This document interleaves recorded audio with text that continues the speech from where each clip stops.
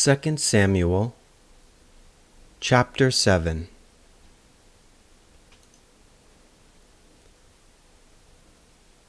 And it came to pass, when the king sat in his house, and the Lord had given him rest round about from all his enemies, that the king said unto Nathan the prophet, See now, I dwell in an house of cedar, but the ark of God dwelleth within curtains.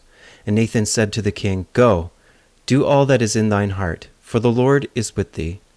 And it came to pass that night that the word of the Lord came unto Nathan, saying, Go and tell my servant David, Thus saith the Lord, Shalt thou build me an house for me to dwell in? Whereas I have not dwelt in any house since the time that I brought up the children of Israel out of Egypt, even to this day, but have walked in a tent and in a tabernacle. In all the places wherein I have walked, with all the children of Israel spake I a word with any of the tribes of Israel, whom I commanded to feed my people Israel, saying, Why build ye not me an house of cedar? Now therefore, so shalt thou say unto my servant David, Thus saith the Lord of hosts, I took thee from the sheepcote, from following the sheep, to be ruler over my people, over Israel. And I was with thee whithersoever thou wentest, and have cut off all thine enemies out of thy sight, and have made thee a great name, like unto the name of the great men that are in the earth. Moreover, I will appoint a place for my people Israel, and will plant them, that they may dwell in a place of their own, and move no more, neither shall the children of wickedness afflict them any more, as beforetime. And as since the time that I commanded judges to be over my people Israel, and have caused thee to rest from all thine enemies, also the Lord telleth thee that he will make thee an house.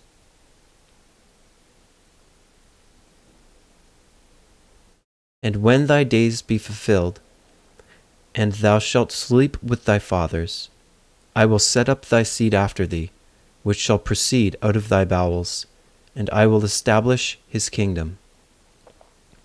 He shall build an house for my name, and I will establish the throne of his kingdom forever. I will be his father, and he shall be my son. If he commit iniquity, I will chasten him with the rod of men, and with the stripes of the children of men. But my mercy shall not depart away from him, as I took it from Saul, whom I put away before thee. And thine house and thy kingdom shall be established forever before thee. Thy throne shall be established forever. According to all these words, and according to all this vision, so did Nathan speak unto David. Then went King David in, and sat before the Lord, and he said, Who am I, O Lord God? And what is my house that thou hast brought me hitherto? And this was yet a small thing in thy sight, O Lord God, but thou hast spoken also of thy servant's house for a great while to come. And is this the manner of man, O Lord God? And what can David say more unto thee? For thou, Lord God, knowest thy servant. For thy word's sake, and according to thine own heart, hast thou done all these great things to make thy servant know them. Wherefore thou art great, O Lord God, and there is none like thee, neither is there any God beside thee, according to all that we have heard with our ears. And what one nation in the earth is like thy people, even like Israel, whom God went to redeem for a people to himself, and to make him a name, and to do for you great things and terrible for thy land, before thy people, which thou redeemest to thee from Egypt, from the nations and their gods.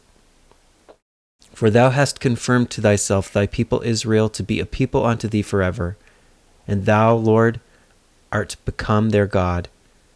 And now, O Lord God, the word that thou hast spoken concerning thy servant and concerning his house, establish it forever, and do as thou hast said, and let thy name be magnified forever, saying, The Lord of hosts is the God over Israel, and let the house of thy servant David be established before thee.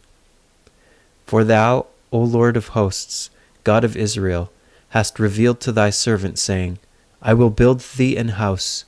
Therefore hath thy servant found in his heart to pray this prayer unto thee.